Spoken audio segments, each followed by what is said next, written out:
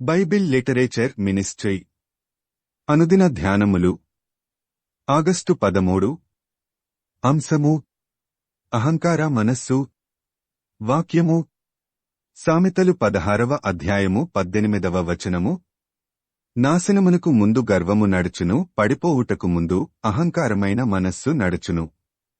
ప్రభువునందు ప్రియులారా, నేటి వాక్యమును ధ్యానించుకుందాము.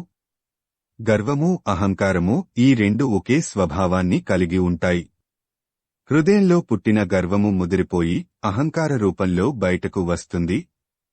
ఒక మనిషి హృదయంలో ఉన్న గర్వము బయటకు కనబడదు. ఆ గర్వాన్ని అణచుకోలేకపోతే అది మాటల రూపంలో, ప్రవర్తన రూపంలో బయటకు వస్తుంది. మనుష్యుల మాట తీరు, వారి ప్రవర్తన ద్వారా వారి స్వభావము ఏంటో అందరికీ తెలిసిపోతుంది. హృదయంలో ఉన్న గర్వము అనేక పాపములకు కారణమవుతుంది. మనుష్యులకు గర్వము, అహంకారము రావడానికి కారణం వారి బలమే. మానసికమైన బలమే వారి హృదయంలో గర్వము పుట్టటానికి కారణమవుతుంది. ధనము, పలుకుబడి, తెలివితేటలు, అందము ఇవన్నీ వారి మానసికమైన బలాన్ని పెంచుతాయి. ఇవన్నీ ఉన్నవాళ్లు శారీరకంగా బలహీనంగా ఉన్నా వారి నోరు అహంకారపూరితంగా మాట్లాడుతుంది. వారికున్న ఆధిక్యతలను ఆధారం చేసుకొని వారి హృదయంలో గర్వము పుట్టి అహంకారం వస్తుంది.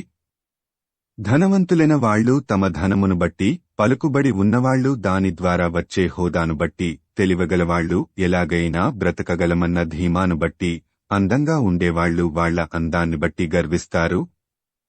ఇలాంటి వారందరూ దేవుని శిక్షను తప్పించుకోలేరు.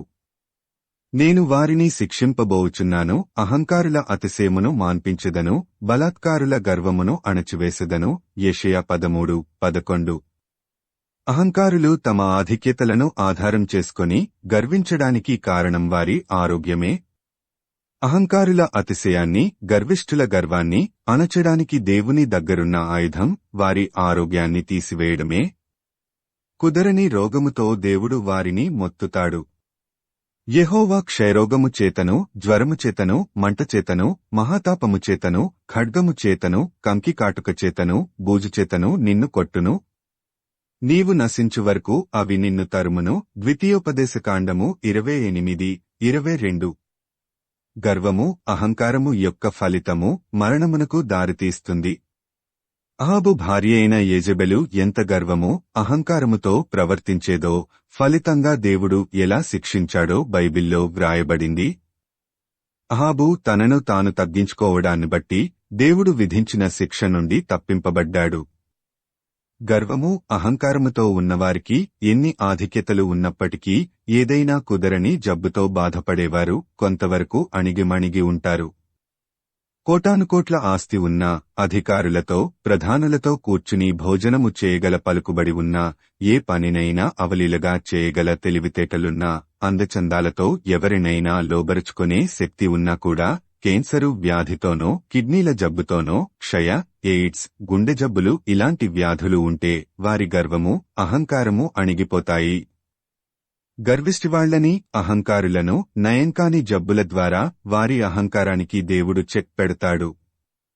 కాబట్టి దేవుని దగ్గర నుండి రోగాల రూపంలో మనకు శిక్ష రాకముందే మన అహంకారమైన మనస్సును విడిచి మనల్ని మనం తగ్గించుకుని జీవిద్దాము.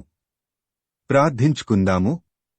ప్రభువా, ఈ లోకంలో మేము జీవించినంతకాలము గర్వము, అహంకారమైన మనస్సుతో జీవించకుండా మమ్ములను మేము తగ్గించుకుని జీవించే మనసు దయచేయమని యేసయ్య నామమున అడుగుతున్నాము తండ్రి. ఆమేన్.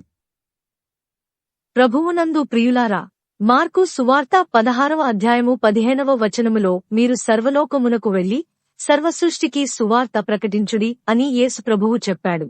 కాబట్టి సువార్తను ప్రకటించడంలో భాగంగా ఈ వాక్యమును మీ స్నేహితులు, బంధువులకు షేర్ చేయమని ప్రభువు నామమున కోరుతున్నాను.